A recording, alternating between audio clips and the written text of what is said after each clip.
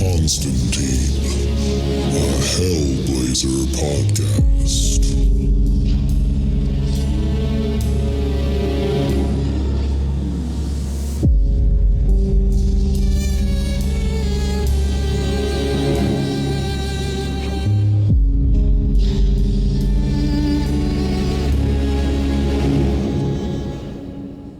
Hey there, everybody, and welcome back to John Constantine, a Hellblazer podcast. Today, we are reading issue number 153. And before we get into that, I just wanted to say that if the recording for the last episode sounded different, it's because I was trying some new settings on my recording equipment. So if you liked that, let me know. I didn't like it as much, so I went back to the regular for this one. But if you liked it, just let me know, and I guess I'll switch back to it if I get a majority of people saying they liked the other way it sounded better.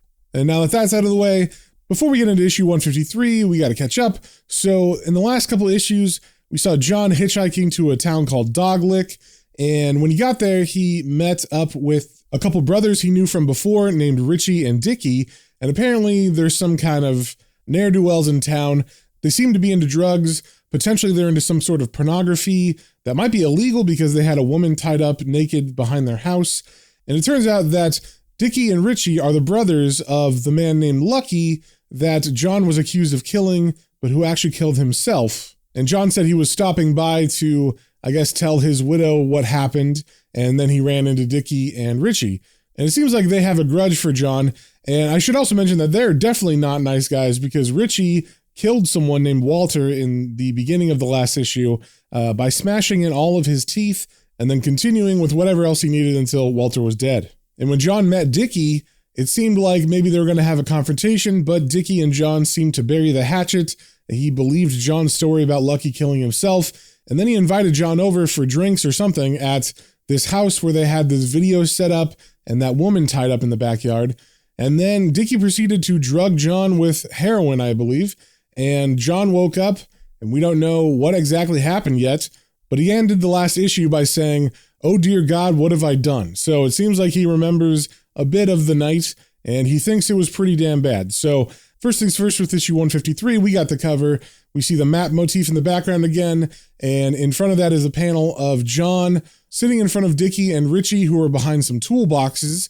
And then we see Dickie has a cigarette, and John is reaching up with his lighter to light it. And we also see on the cover that this is written by Brian Azzarello with art by Marcelo Fruscian. And we start off on the first page with a young John singing as a frontman for his band Mucous Membrane. And I actually had to look this up because I was seeing if it was a real song that they were singing.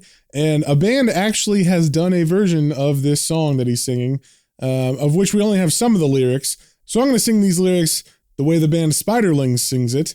And so we see John belting out this chorus as a bunch of people in the crowd are giving him like the metal horns, and they're throwing bottles on the stage and spitting at John. And he is leaning on the mic stand over the audience, and he's singing, "It's all supplied by the Venus of the hard cell." And like I said, I can't tell if these people are enjoying this or not liking it because they're throwing bottles and spitting at John, which might be normal for a punk show where they like it, but people are also yelling, "Fuck it," and then John is repeating that line again. And then John gives everybody the British finger, which looks like the backwards V with his pointer and middle finger. And then he yells, "Fuck you!" And we see on this page that the name of this issue is Good Intentions Part 3. Then we turn the page and we see after the performance, John and his bandmates are at the bar. And John says to the bartender, "How we sound tonight, Georgie?" And Georgie answers, "Bloody awful. Downright atrocious." And John replies, "All right then. Cheers, mates." Then John's drummer walks up to the bar, and he points at John with his drumsticks and says, "Did you hear, John? Fucking Malcolm was in the crowd." And John very excitedly says, "You're barking." Then someone from behind John off panel says, "Excuse me." And John looks behind him and says, "Hey." And he turns to see a young woman who is white with long black hair, and she has on a tube top and some white jeans. And she says as John turns, "Y'all were really cool." Then we see all the members of the band, including John, look at her like they're about to eat this girl up. They'll have very big smiles on their faces, but they're like sinister smiles. And they even move their positions where like the drummer's behind her and the guitar player's on the side of her, so they're kind of surrounding her. But John just stays at the bar, still looking at her, leaning on it very casually, and she looks at John and says, I mean, the radio don't play your kind of music back where I'm from. And the drummer says, very nice. But John puts a stop to that, pointing at the drummer and saying, manners. Then he looks back at the girl and says, so, tell me what brings a ripe little Yank bird like you to London. And she has kind of a shy smile on her face and she says, well, it's kind of a dorky reason. And John smiles at her and says, you don't say. And the way he's looking at her is like he knows exactly what's going to happen tonight. And then she gives him a coy smile and says, yeah, see, I was like a semifinalist in the National Spelling Bee, and one of the prizes was a trip to England. So me and all the other semifinalists, we're here. Not here in the club, in England. I mean, everybody else is back at the hotel. And John asks, so, you're a good speller. That's a proud thing, that is. And she replies, yeah, right. Like I said, it's pretty dorky. And John says, now, let's hear none of that. In fact, I'd like a demonstration of your talents. What do you say, love? And she's kind of confused because that's a weird question to ask. So she asks, you want me to spell a word? And John rubs his chin like he's thinking and he says, that's right. Now, let's see if I can conjure up a big, hard one. I've got it. How about fellatio? And as he says that last word, he leans forward very aggressively and gets in her face with a big smile. And she has to lean back in order to not be headbutted by him, basically. And she's holding her arms like she's kind of closing herself off, like she might be scared. But then John moves back to his standing position once again, leaning on the bar. And she stands up straight again, defiantly, crossing her arms. And she says, fellatio. F-E-L-L-T-I-O. Fellatio. And as she's spelling it out, she kind of puts her hand on his jacket, and then we see her undoing one of his pins on his leather jacket because he has like clothespins on it because it's like a punk jacket. And she undoes one of them, and she also gets really close to his face when she says fellatio at the end, like she might kiss him or something. So like I said, she's opening the clothespin and leaving the point out, and John's giving a big smile as she does this, and he says, you left out a letter, love. And she asks, which one? And then she moves the point of the clothespin closer to his chest, and he says, I ain't tellin'. But then she moves closer to his body and smiles up at him and says, yes, you are. And then she stabs him with the clothespin into his chest. Then we turn the page, and John wakes up violently at the bar of the motel he was staying at, which is where we left off in the last issue. And he kind of swings his arms wildly as he wakes up, and he hits over his bottle and glass of Jack Daniels, and he says, aye. And at the same time as this happens, we see a bunch of crows that are on top of the motel sign, like get scared and fly away. And I'm not sure exactly what that means. Maybe it's some kind of foreshadowing or something. But we follow one of those crows across town to a telephone wire it lands on. And then we cut to inside of an office. We can't really see whose it is, but we see a bunch of Budweiser bottles on a desk. But as it rings, we see someone walk over and pick it up. And they're in silhouette, but we can kind of tell who it is just by their haircuts. And that person is Ritchie. And I will say that this issue was very confusing because Ritchie and Dickie have very similar haircuts. And they're both, like middle-aged white guys.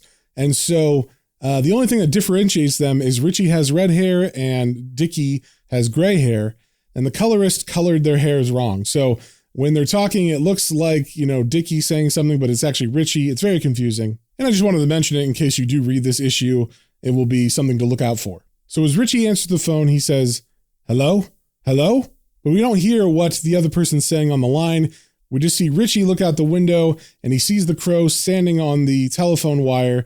And then he holds up his hand against the glass as he looks at it. And then the bird flies away as someone pulls into the gas station that Ritchie works at. And apparently Ritchie is like the service attendant. So as the car pulls in, you hear ding, ding, and then Ritchie comes out to give them gas. And as Ritchie walks up, he sees who it is and he says, hey there, Ernest, Colleen. And Ernest gets out of the truck and he says, hey, Ritchie, need some gas, but, well, I ain't got no money.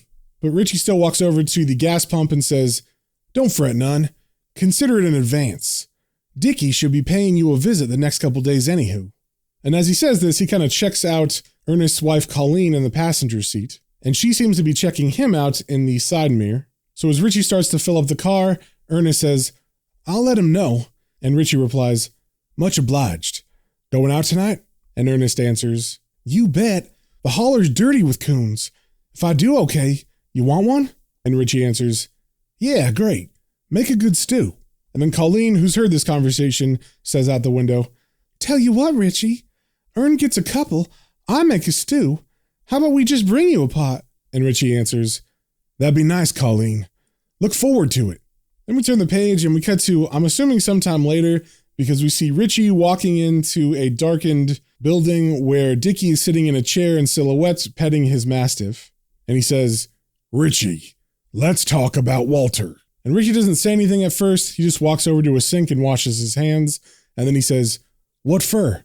I got nothing to say." And then Dickie says, "Don't go pulling that shit with me, understand? I'm your brother, goddammit." And Ritchie says, "So, ain't gonna change what I did or how I felt doing it." And Dickie says, "Jesus Christ, Ritchie." But Ritchie cuts him off saying, "Jesus nothing, Dickie. Walter, he was bad. Wasn't interested in sharing." And Dickie says, "You should have let me have a sit down with him." Then we see Ritchie walk over to a pipe that's on the ground, and I guess this is the same area where they killed Walter before. And so as he picks up the pipe, he says to Dickie, "Well, he was a scared of you, Dickie, 'cause of your temper." And Dickie gets kind of mad at this, and he points at Ritchie and says, "Scared of me? Fuck! You're the one he should have been scared of." And Ritchie looks at Dickie kind of dead-faced and says, "I reckon. But folks, they seem to be more comfortable around me." Then out of a side room, we see a lighter flick, and from the illuminated fire, we see John Constantine light a cigarette, and he says, "Not all folks, Squire."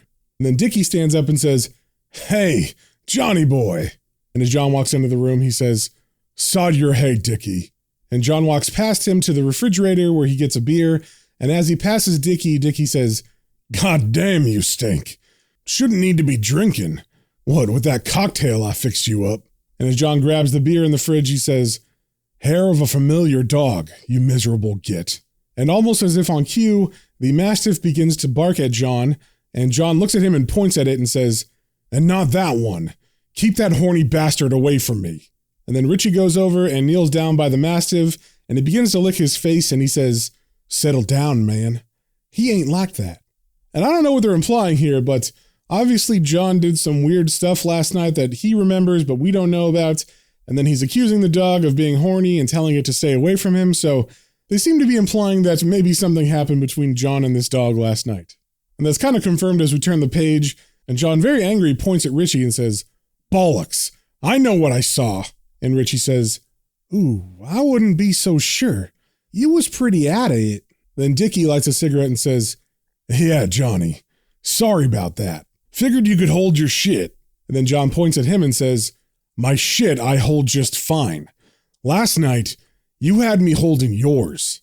Once again, suggesting something weird happened with Dickie and him, and maybe shit, but it's still left up to our imagination at this point. So Dickie reaches in his pocket and pulls out a stack of bills, and he says, "Yep, and you came through for us too. Thanks." And he hands John the stack of money. And as John looks at it, we can see it's a bunch of $100 bills, and then John asks, "What's this then?" And Dickie says, "Well, technically it's early, 'cause we ain't seen no money yet for what we done. Thing is, we will, and like I said, thanks." And then John gets a very serious look on his face, and he says, "You lads have read me very wrong." But Dickie fires back, "Maybe. That's your call. But we square." And John says, "Like hell. You two are fucked." Then Ritchie steps forward and brings up the pipe that was in his hand in a very threatening posture, and he has this dead face that he gets whenever he's about to do some violence to someone. And he says to John, "There's some big doing you just don't understand, John Constantine." And then Dickie reaches out and puts a hand on Ritchie's shoulder and says, "Ease up. Johnny's okay in my book." And then John looks at Dickie with disgust and says, "Your book? I shudder to think what sort of depravity lies in those pages." And then Dickie fires back, "Ah, that's rich, considering what you was blabbing about last night." And Ritchie adds, "I'll say." And then he asks, "Pope really jack you off?" And then John puts his head in his hand like he couldn't believe he said that out loud to them. And he doesn't say anything. And then Richie gives a big smile and says, I'd like to get a picture of that. Make a fucking fortune. Then Dickie says, damn straight, shit. Look, Johnny, can this bull. You had a fine time last night. Can't tell me otherwise. And this upsets John, so he walks over to Dickie and he puts his finger right in Dickie's face and he says, you wankers drugged me. And Dickie says, just a little some to take the edge off was all. And Richie adds, Dickie's right, John. Whether you fess up to it or not, you enjoyed yourself. And John kind of looks down at the floor like, yeah, Richie was right about that. And then Dickie walks over to John and he puts an arm around him and he kind of leads him to the front door and says, tell you what, why don't you run off to that motel of yours? Get some rest, take a shower. You'll feel a hell of a lot better. And then he pushes him out of the front door and says, later on, come by the house for dinner. Say around 10 or so. I mean it. And then as John walks a little bit further away, Dickie calls out, oh, and Johnny, you're welcome. Then we cut to nighttime and we see John laying naked in his bed with a bottle of Jack Daniels, and he's staring up at the ceiling fan, and his narration says, I've heard it said that 9/10 of reality is perception. In my trade, it's 11/10. If I can't completely change your idea of what's real, well then, the whole trick doesn't work. See, it's all about hiding the truth, convincing you to buy into a lie, as it were. Then, because I guess he can't sleep, John gets out of bed and he walks into the bathroom and he picks up a razor and he feels his stubbly face as he looks at himself in the mirror and he says to himself, some bloody magician you are. And then I guess he decides not to shave his face. He just turns the light off, puts the razor down, and he walks out of the bathroom saying, the only geezer you fooled this time was yourself. Then we turn the page, and it's still nighttime, still the same night. I assume John is just kind of going for a walk because he can't sleep. And he comes upon some children throwing rocks at a kitten, trying to knock it out of a tree. And as John walks up to them, he says, say, what you lads doing? And one of the boys stops and says, nothing. And then the two other kids continue throwing rocks at the kitten. And John says to the boy, I could swear you're throwing rocks at that kitten. And the boy, who apparently doesn't see anything wrong with this, says, we are. And John looks kind of annoyed at him and says, right, what for? And then the boy answers, holding his hands up, dunno, just 'cause. See who can hit it first. Then John asks, then what? And then the boy looks confused and asks, huh? But John just gives up and turns back around and walks away from the boy. And as the boy stares after him, we see the other two kids are still throwing rocks at the kitten, and one of them hits it, and as it falls, the kid yells, got him. And as the kitten hits the ground, he kind of is limp and not moving, and we see a mother cat run up and stand over the body of the kitten. We're not sure if it's dead or not, but it is not moving or making any noise. But the mother cat sniffs the kitten, and she kind of begins to cry, and then she gets her hackles up and begins to hiss at the boys, and as she opens her mouth, we hear it say, why? And the boys look super freaked out at this, but then we get a panel of John smiling to himself. So I guess maybe John possessed the cat in order to scare the boys away? And maybe from now on they won't do that to innocent animals. Then we turn the page and we cut to John standing in front of a house. And I don't think we've seen this house before, but it seems like John has been standing out here for a while, because as he throws a cigarette down, we see 4 more cigarettes that have been stomped out by his feet. So it seems like he's working his way up to talking to whoever's in this house. So we see him go up the steps and knock on the door, and he waits for a second, and we see the door open and a woman's face appears, and she looks kind of questioningly out, and John says, hello, Rose. And then she opens the door more and kind of steps outside and leans against the porch wall, and John continues talking, saying, you know, every once in a while I feel a little pain, right about where you stuck me with that pin. And then she gives John a little smile, and she seems curious about why John's here. And obviously, if you didn't remember, that is the girl from the beginning who was at the club where John was singing out with his band. It seems she was from this town, Doglick. Then we turn the page and we cut to 2 men walking in the woods with shotguns. And as we get closer to them, we see one of them is Ernest from the gas station before, who was talking to Richie. And this must be them on their raccoon hunt. So as they're walking, all of a sudden, Ernest steps in something and he says, "Aw, shit." And the man he's hunting with turns and says, "What?" And then Ernest looks down at his shoe and says, "Shit." And the guy he's with says again, "What?" And as Ernest wipes his foot on the grass around him, he says, "Shit, I stepped in shit." Then his friend comes around with the flashlight and he asks, "What kind?" And Ernest answers, kind of annoyed, "Dunno, something big. Give me a light." Then his hunting buddy walks over to him and shines the light directly on the pile of shit that he stepped in, and he says, "Oh, shit." And Ernest asks, "What?" But the friend is kind of stunned and he just keeps repeating, "Shit, shit, shit." And then we see what he's seeing, and we get a panel of the shit that Ernest stepped in. We can see his footprint and a big pile of poop. And then inside of the poop, we see a bunch of human fingers. And that, my friends, is the end of the issue. So if you guys have any comments, questions, or suggestions, you can email me at planestrains and comicbooks, all one word, @gmail.com. And we will see you on the next one.